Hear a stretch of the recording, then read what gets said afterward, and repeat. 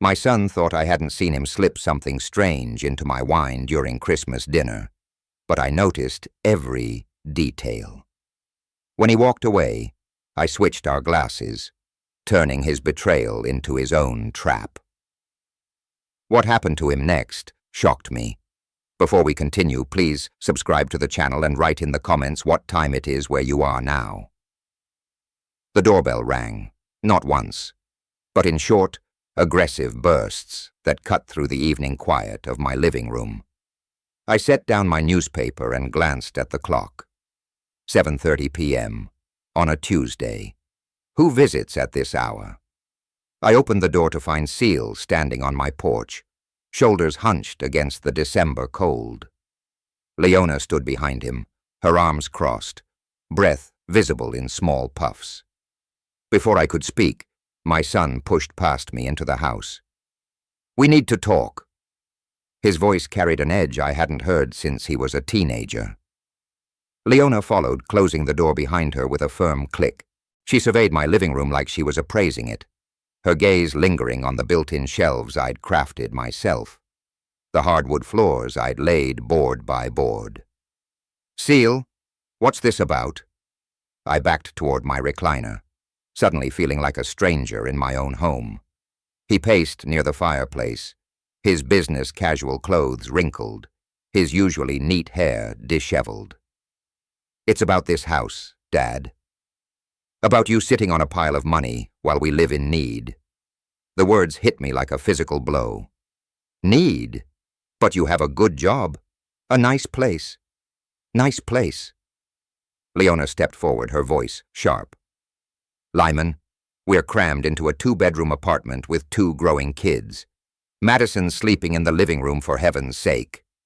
Seely whirled around, his face flushed. "Dad, we need a bigger house now. Not after you're dead.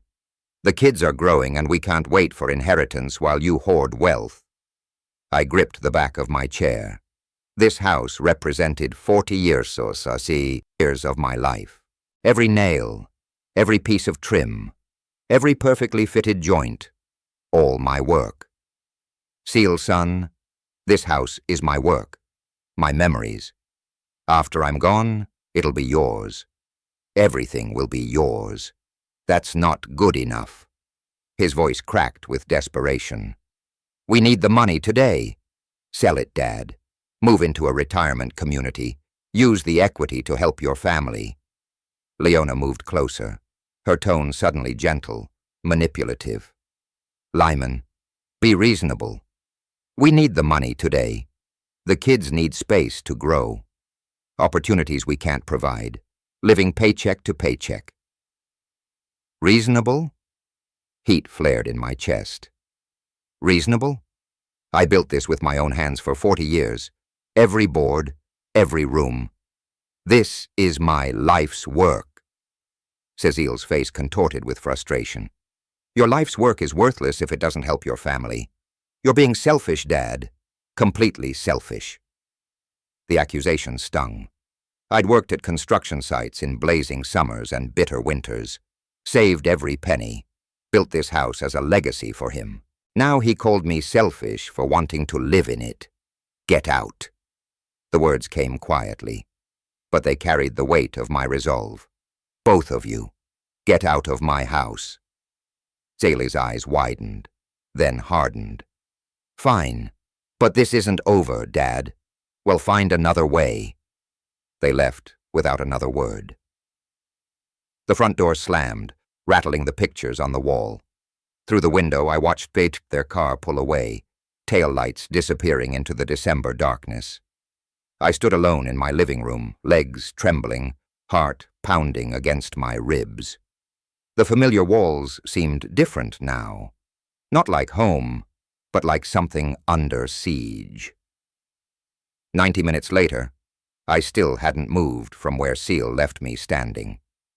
The silence pressed against my ears, broken only by the house settling around me. My flannel shirt clung to my back, damp with cold sweat. I sank into my recliner, the leather creaking under my weight. My hands wouldn't stop shaking. In all my years, I'd never imagined my own son would speak to me that way, would look at me with such contempt. The living room felt different. I looked around at the crown molding I'd cut and fitted myself, at the hardwood floors I'd sanded smooth.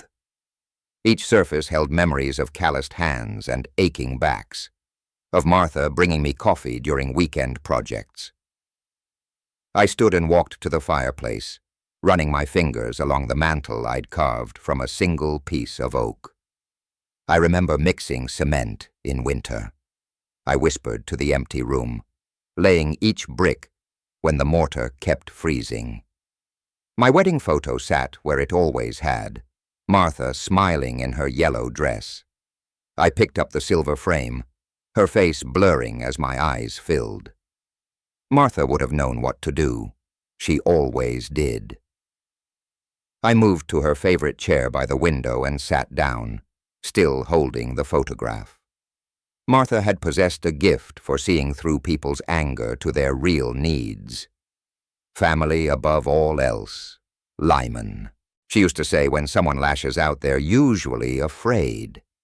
Maybe Cecile was afraid, maybe Leona too. Living in a cramped apartment with 2 children, watching their friends buy bigger houses while they struggled, that kind of pressure could make people desperate.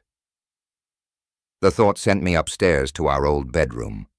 In the closet behind Martha's hanging dresses that I couldn't bear to give away, I opened the small wall. Safe. The metal door swung open with a soft click. $10,000 in neat bundles. Money I'd saved over years, setting aside 20 here, 50 there.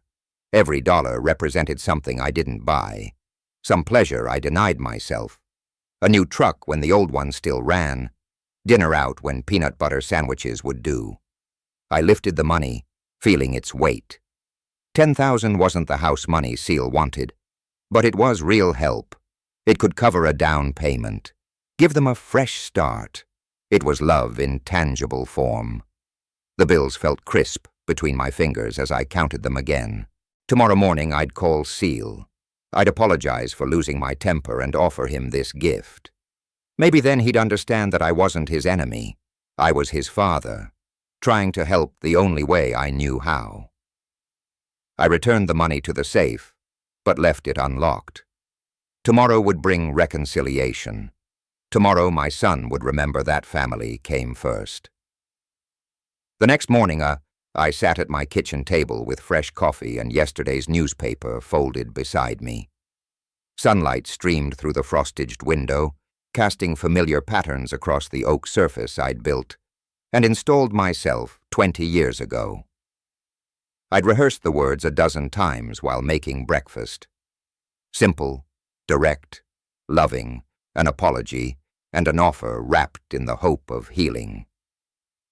My hands trembled slightly as I dialed Cecile's number. The phone rang twice before his voice cut through the line, sharp and impatient. "What do you want, Dad?" Not exactly a warm greeting, but I pressed on. "Son, I want to help. I've been thinking about yesterday, and you're right. Family should come first. I have $10,000 in cash. It's yours." Silence stretched between us. Then Seal's voice exploded through the speaker, loud enough that I had to hold the phone away from my ear. $10,000? Are you kidding me right now? Is this some kind of joke? I blinked, confused by his fury. "It's all the free money I have, son. I thought it could help with a down payment." "A down payment?" His laugh was bitter, cutting. "Dad, do you have any idea what houses cost? We can't even make a decent down payment with that pathetic amount." My coffee grew cold as I gripped the phone tighter. "Seal, please. It's everything I've saved. It's meant with love." "Love?" His voice cracked with rage. "You greedy old man. You sit on hundreds of thousands in home equity, throwing us scraps like we're beggars. This is insulting." Heat flared in my chest. I worked for 40 years to build this house. Every penny of that money came from overtime shifts and skip meals. And what good does it do us locked up in your precious house? We're struggling, Dad. My kids are growing up in a cramped apartment while you hoard wealth like some miserly dragon." "Hoard?" I was shouting now, standing at my kitchen counter.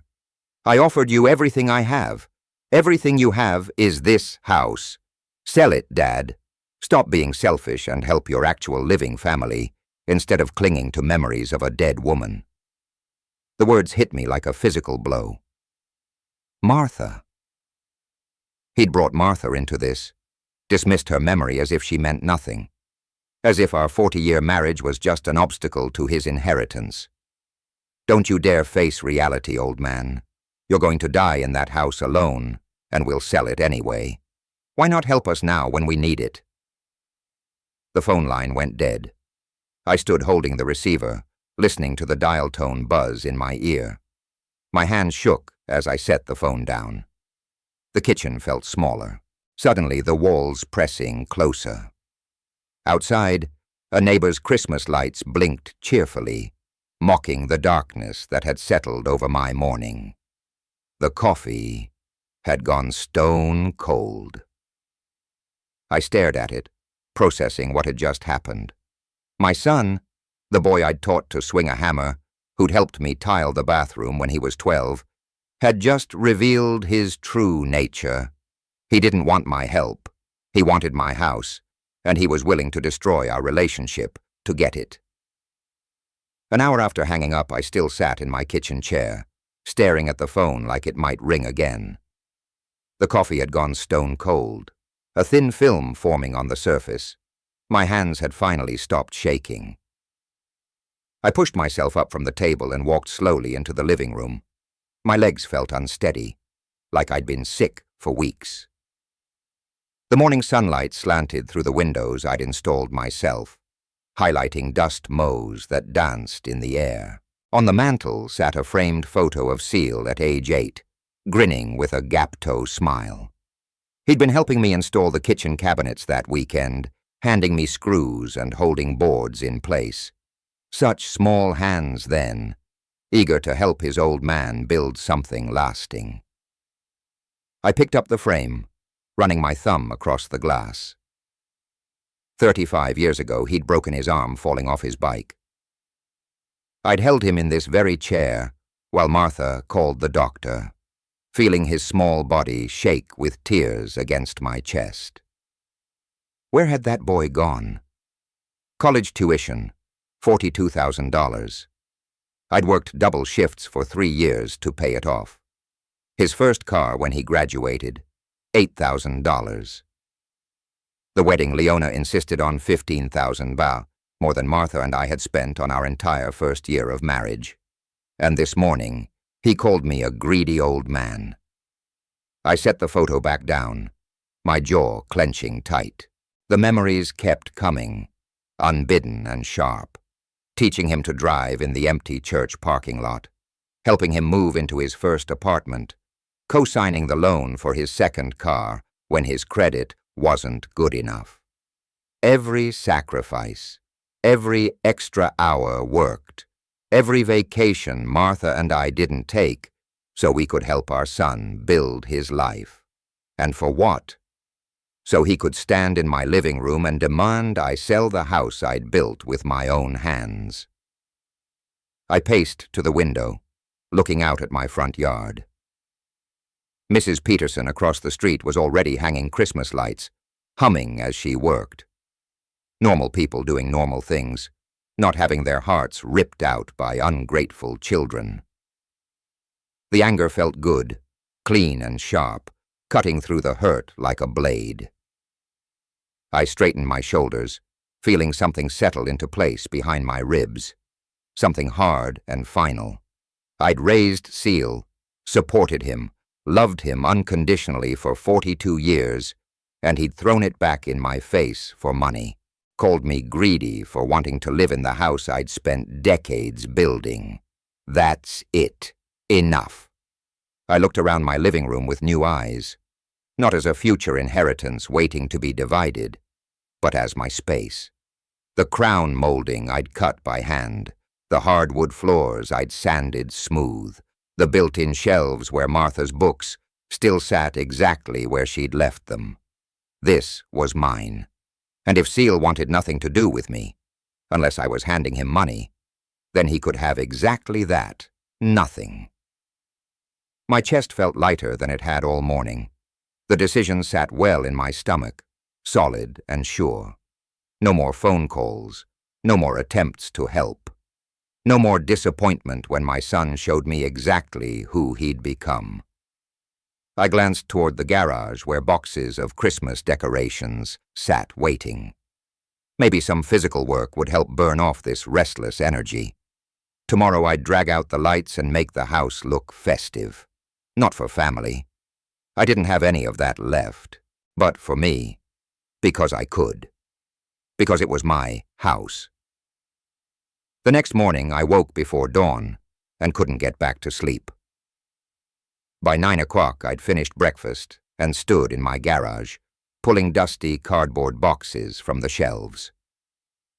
Christmas decorations, 1995, read Martha's careful handwriting on the nearest one. Maybe if I decorate the house, my mood will improve. The thought felt hollow even as I had it, but I needed something to do with my hands, something that didn't involve thinking about ungrateful sons or cruel words. The first box contained strings of icicle lights tangled into knots that would take an hour to sort. I spread them across my workbench, methodically checking each bulb for cracks or blackened filaments. The repetitive work felt therapeutic, a problem I could actually solve. By 10:30, I dragged my aluminum ladder from its hooks and positioned it against the house. At 65, climbing to hang lights along the roofline took more effort than it used to. My knees protested each step, and I had to pause twice to catch my breath. But the physical effort felt good, real. Each clip I attached to the gutter, each section of lights I tested and strung, was tangible progress. Unlike trying to maintain a relationship with someone who saw me as nothing more than a bank account.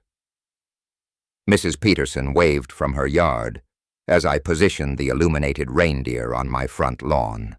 Getting an early start this year, Lyman. I managed to smile and waved back. At least my neighbors didn't expect me to sell my house and move into a retirement home. The phone started ringing at 2:30. I was untangling the last string of lights when Cecil's ringtone cut through the December air. Same melody he'd had for years, some upbeat song I'd never bothered to learn the name of. I let it ring until it stopped. 10 minutes later it rang again. I gritted my teeth and kept working. The lights for the front bushes needed to be tested before I could plug them in. Half the strand was dead, probably from sitting in the garage all year. I'd have to dig through the spare bulb box. Third ring at 2:45. I pretended not to hear it, but my hands had started shaking again. What if something was wrong with the grandkids? Tommy had been fighting a cold last week. What if Madison had gotten hurt at school? Martha's voice whispered in my memory. Family first, Lyman. Always family first. But Martha had never heard her son call her husband a greedy old man. The fourth ring came at 2:50. I stopped working entirely, standing in my front yard with Christmas lights draped over my arm like tinsel. My chest felt tight, torn between righteous anger and grandfather's worry. What if something happened to Tommy or the little one? Martha would never forgive me if I ignored a call about the grandkids. Neither would I. I walked slowly toward the front door, each step feeling heavier than the last. The phone had stopped ringing, but I knew it would start again. Seal was persistent when he wanted something. Sure enough, as I reached for the door handle, it rang again. I stood on my own doorstep, breathing hard from more than just the physical work. My hand hovered over the knob. I could let it ring. Let voicemail handle whatever Cecil had to say this time. Continue my peaceful morning of decorating and pretend I didn't have a son. But what if it really was about the kids? The ringing seemed louder inside the house. I walked to the kitchen and stared at the phone for 3 more rings before picking it up. "What do you want, Cecil?" "Dad, forgive me." Cecil's voice came through the receiver, soft and humble, nothing like yesterday's venom. I behaved like an idiot. Leona made me call to apologize. I shifted the phone to my other ear, suspicious. The complete change in his tone set off alarms in my head. Yesterday he'd called me a greedy old man.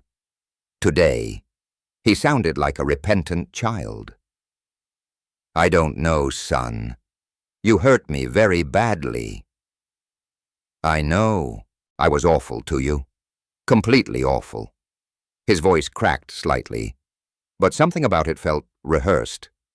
The stress of the holidays, the kids asking for things we can't afford. None of that excuses how I spoke to you. I leaned against my kitchen counter, still wearing my work clothes from decorating. Through the window, I could see the half-finished light display on my front lawn. The mundane sight somehow grounded me. Stress doesn't turn you into a different person, Seal. It just shows who you really are. Please don't say that.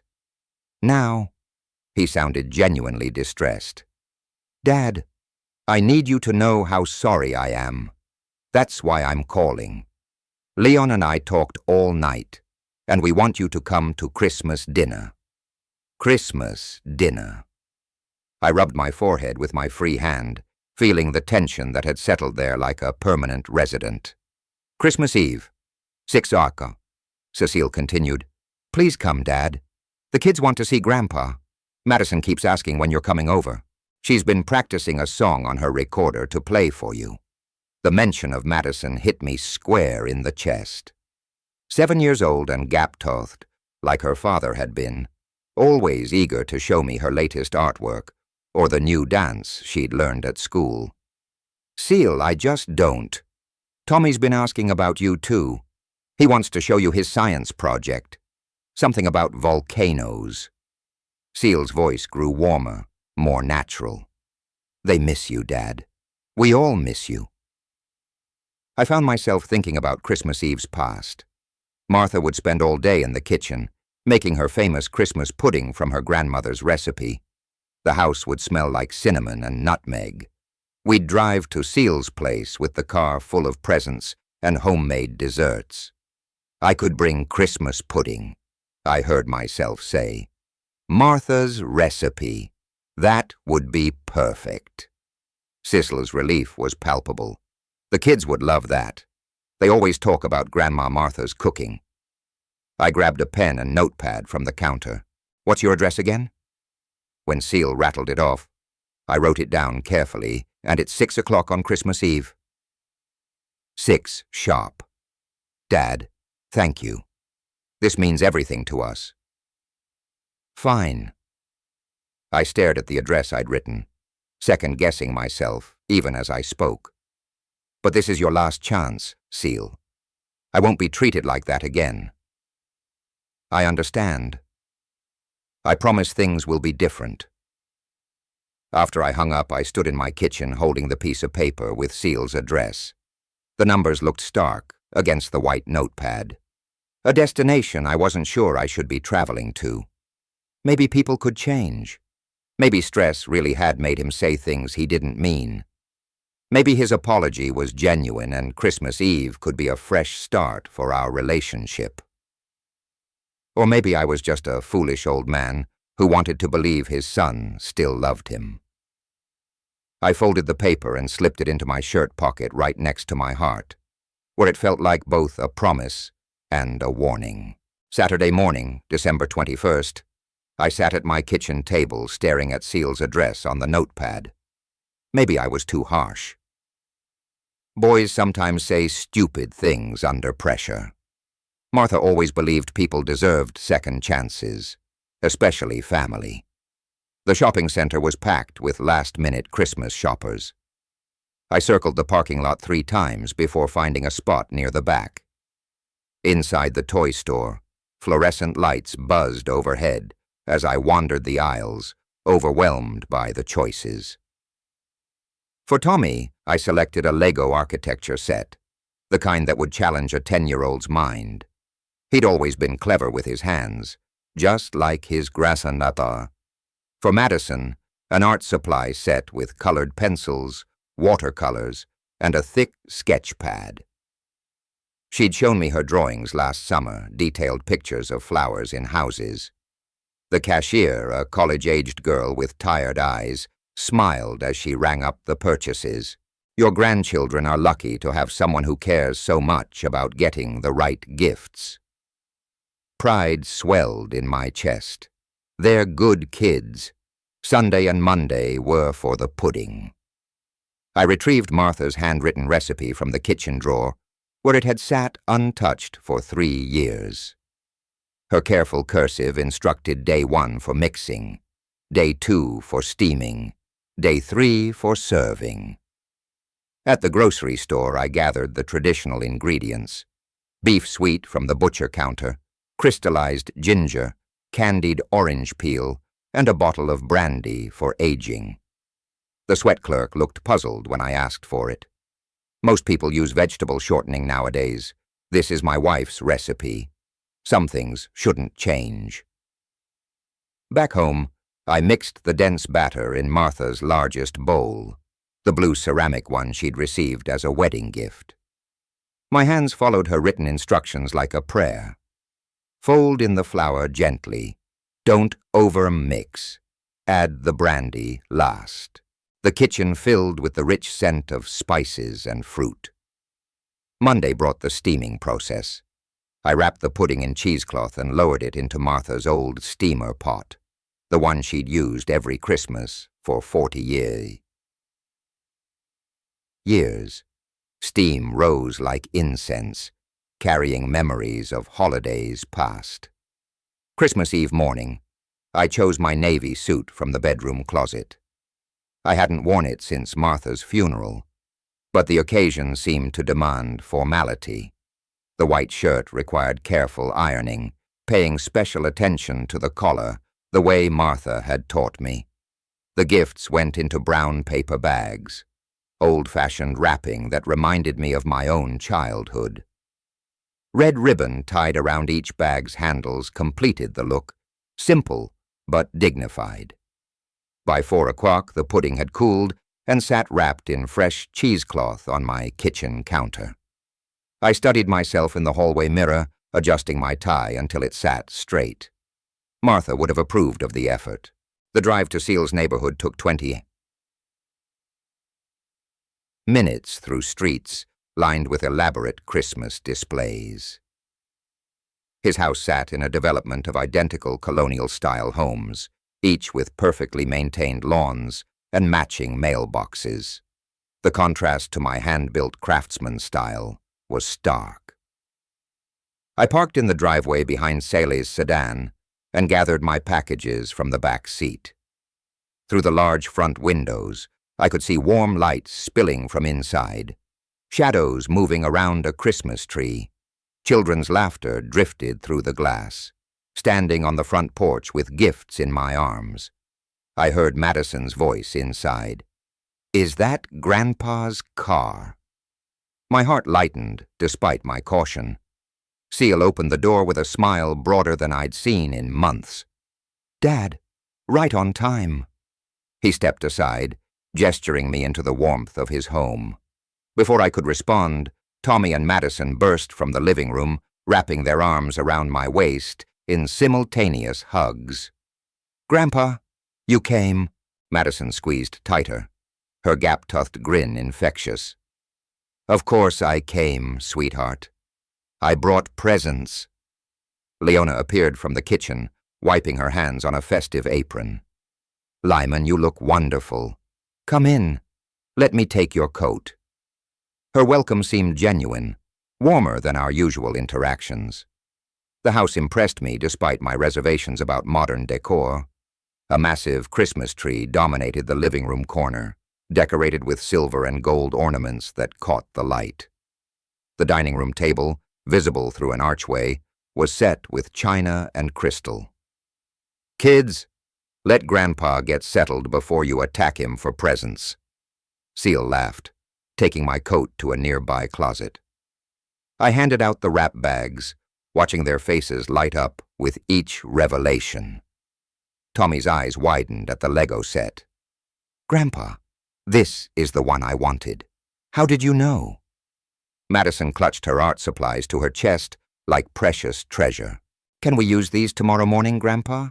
I want to draw you a picture. We'll see what your parents say." The joy on their faces melted away my lingering doubts about coming here tonight. I presented the Christmas pudding to Leona, who accepted it with exaggerated gratitude. "Lyman, you shouldn't have gone to so much trouble. Martha's recipe, isn't it? The children will be thrilled." Seal led me on a brief tour of their renovated dining room, pointing out the new chair rail and built-in buffet. "We did most of the work ourselves," he said, with pride I recognized from my own home projects. "Nice craftsmanship," I admitted. The workmanship was solid, if not quite to my standards. As we gathered around the table, Leona directed me to the head chair with ceremony. "This is your place tonight, Lyman, the guest of honor." The formal table setting, good china, cloth napkins, crystal glasses, reminded me of holidays with Martha.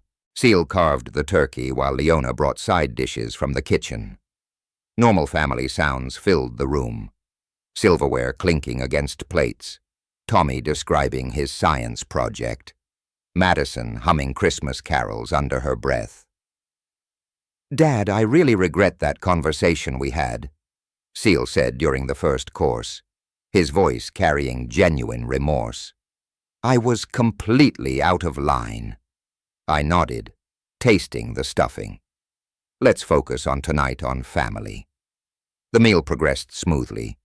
Turkey carved to perfection. Mashed potatoes creamy and rich. Green bean casserole exactly like Martha used to make. Conversation flowed naturally between school stories, work updates, and Christmas plans. For the first time in weeks, I felt the knot in my chest beginning to loosen. This was what Christmas Eve should feel like. Family gathered together. Sharing food and laughter, creating memories for the grandchildren. Seal occasionally checked his watch, but I attribute a edit to dinner timing. Leona moved efficiently between kitchen and dining room, every dish arriving at the perfect moment. "Before we have dessert," Seal announced, rising from his chair, "I want to make a toast." He walked to the sideboard where an expensive bottle of red wine waited. "Let's drink to family with this wonderful wine." The cork popped with a satisfying sound as Cecile opened the bottle at the sideboard. "This is from that vineyard in Napa we visited last summer," he told Leona, his voice carrying forced cheer. "Can we have some too, Daddy?" Madison asked from her seat next to me. "You and Tommy can have grape juice instead," Leona replied, already rising to fetch it from the kitchen. I watched Seal pour the dark wine into 5 glasses, arranging them carefully on a silver tray. His movement seemed precise, almost rehearsed, as he positioned each glass in a specific spot on the tray. From my angle at the head of the table, I had a clear view of his actions. Seal glanced around the room, checking that everyone was occupied with dinner conversation, then reached into his jacket pocket. A small packet emerged, white about the size of a sugar substitute. What was that? Sugar? No, sugar isn't hidden like that. Seal's fingers moved quickly, tearing the packet open and dumping white powder into one specific glass. The glass positioned exactly where my place setting indicated it would go. He folded the empty packet and slipped it back into his pocket, his movements furtive and practiced. My heart began hammering against my ribs, but I kept my expression neutral, continuing to cut my turkey as if I hadn't noticed anything unusual. The taste of the meal turned to ash in my mouth. "Seal, help me check the pie in the oven," Leona called from the kitchen, her timing suspiciously convenient. "Of course, honey." Sizzle placed the tray of wine glasses on the table, carefully aligning each glass with its intended recipient. "I'll be right back, everyone. Don't start the toast without me." They disappeared into the kitchen together, leaving me alone at the table with Tommy and Madison, who continued chattering about their Christmas morning plans. The poison wine sat 18 in from my right hand, the glass catching reflections from the chandelier overhead. My son, the boy I'd taught to hammer nails and change oil, who'd cried in my arms when he broke his bicycle, had just tried to poison me. The realization hit harder than any physical blow I'd ever taken. Every kind word tonight, every gesture of reconciliation, every moment of what I'd thought was genuine family warmth, all of it had been performance. A script designed to lure me here so they could, what? Kill me for my inheritance? Make it look like a heart attack brought on by the stress of reconciliation. The sound of Seal and Leona returning from the kitchen snapped me back to the present moment. My hands had started trembling, but I gripped my dinner napkin to steady them. "Sorry about that," Cecilele said, sliding back into his seat with that same forced smile. The pie needed a few more minutes. He reached for his wine glass, lifting it expectantly toward me.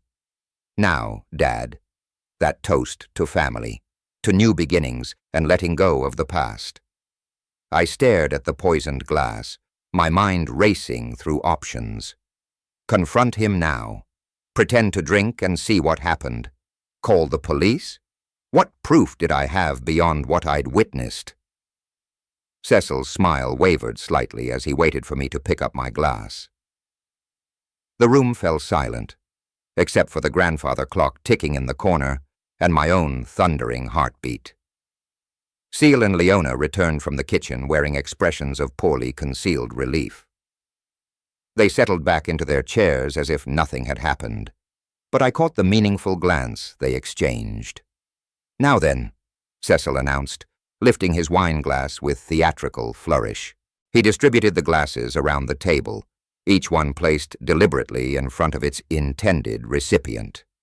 "To family and forgiveness." Tommy and Madison raised their juice cups with giggles, mimicking the adult toast. Seal's face glowed with confidence as he lifted his glass toward mine, waiting for me to follow suit.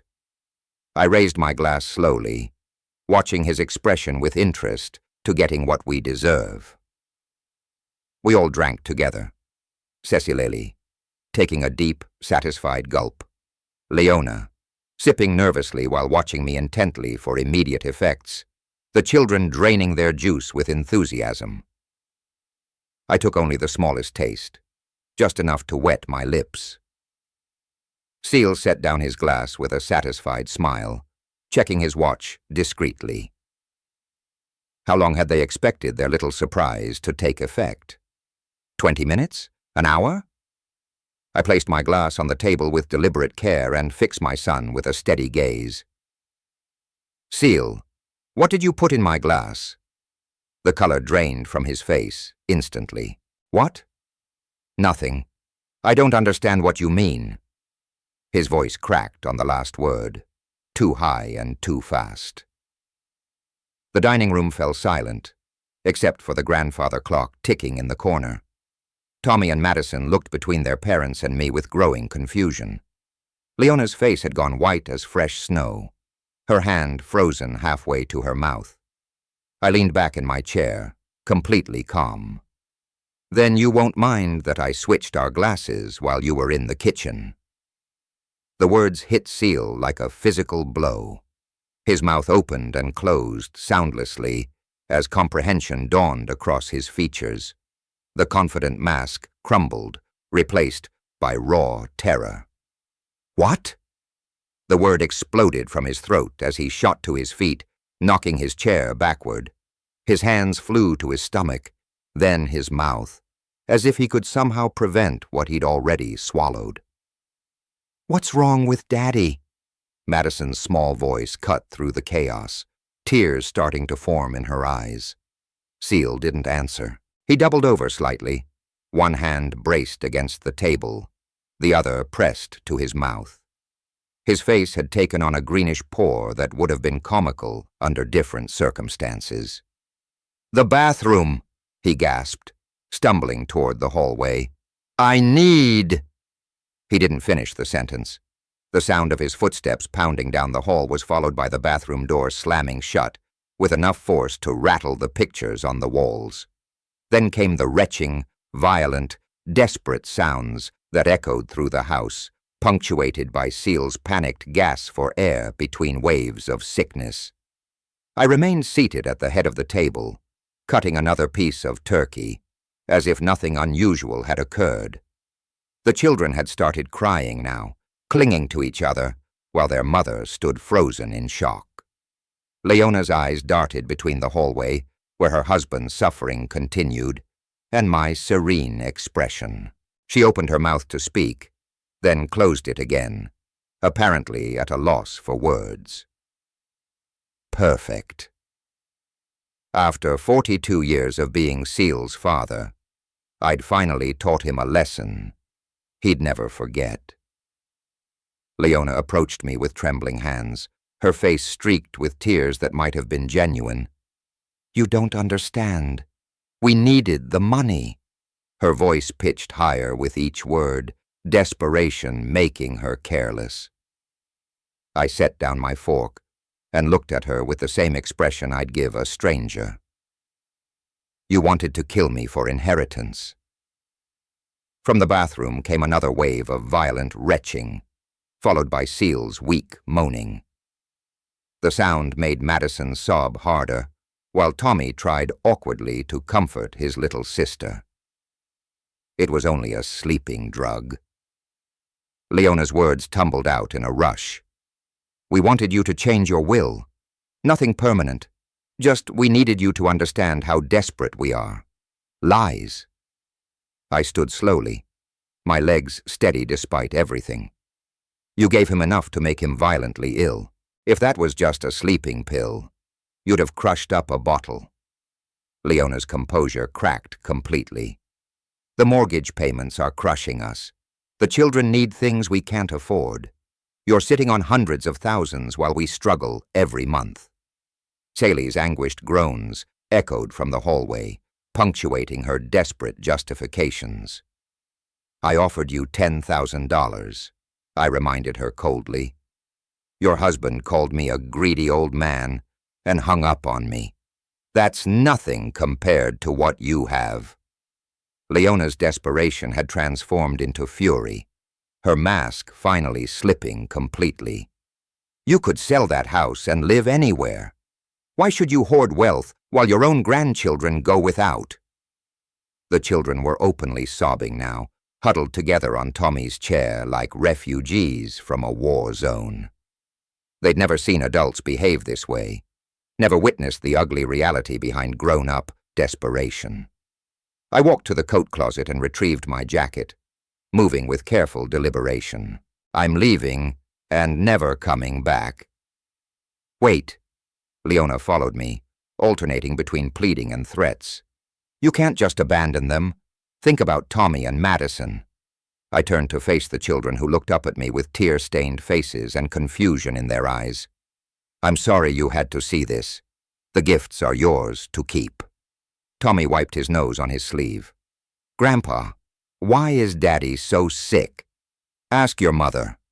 I pulled on my coat, checked that I had my car keys. "She has all the answers."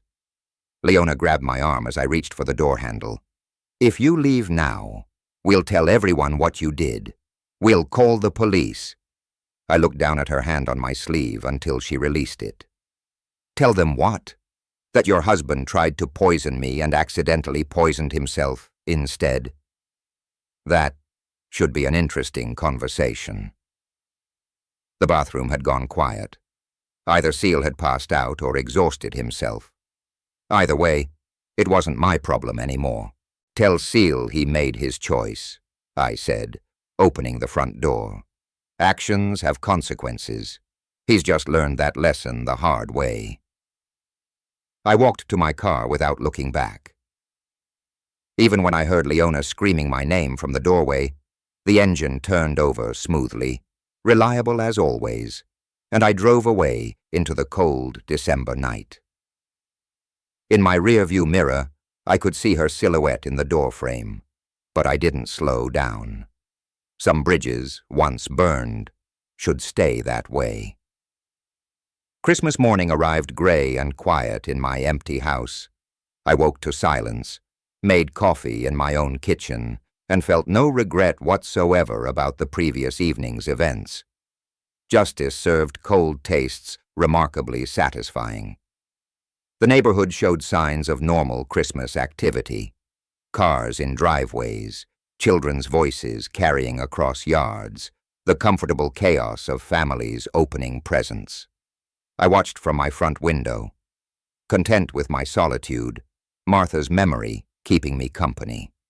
3 days later, Mrs. Patterson leaned over our shared fence while I was checking my mailbox. "Lyman, did you hear? Seal's been in the hospital since Christmas Eve. Something terrible with his stomach." I arranged my features into appropriate concern. How awful. Is he recovering? Poor Leona's been there every day with the children. The doctors aren't sure what caused it.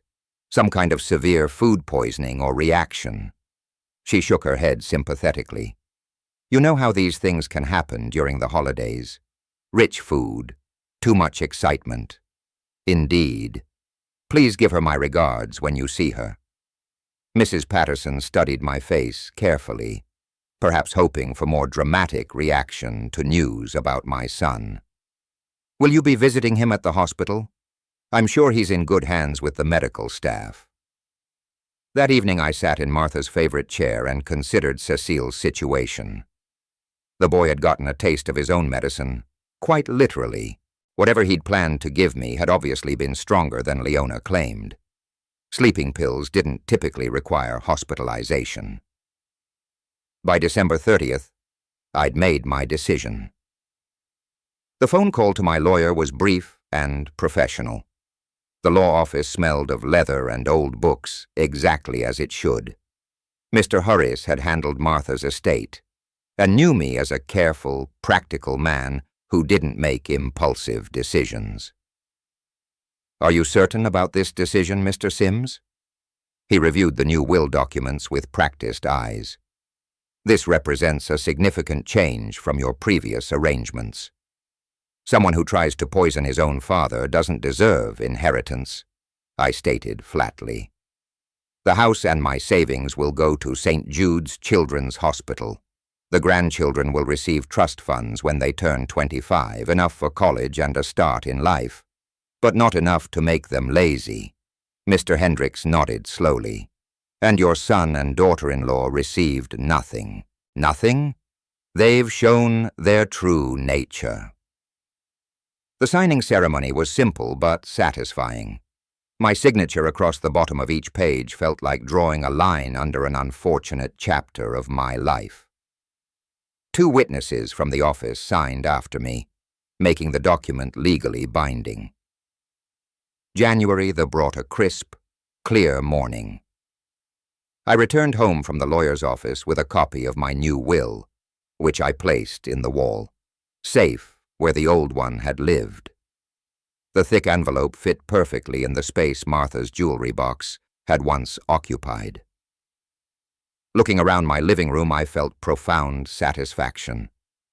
The house truly belonged to me now, not as something waiting to be inherited, but as my sanctuary until the day I died.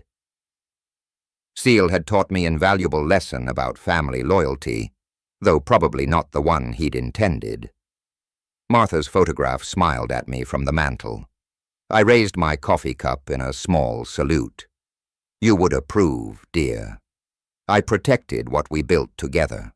If you like this story, please like this video, subscribe to the channel, and share your impressions of this story in the comments.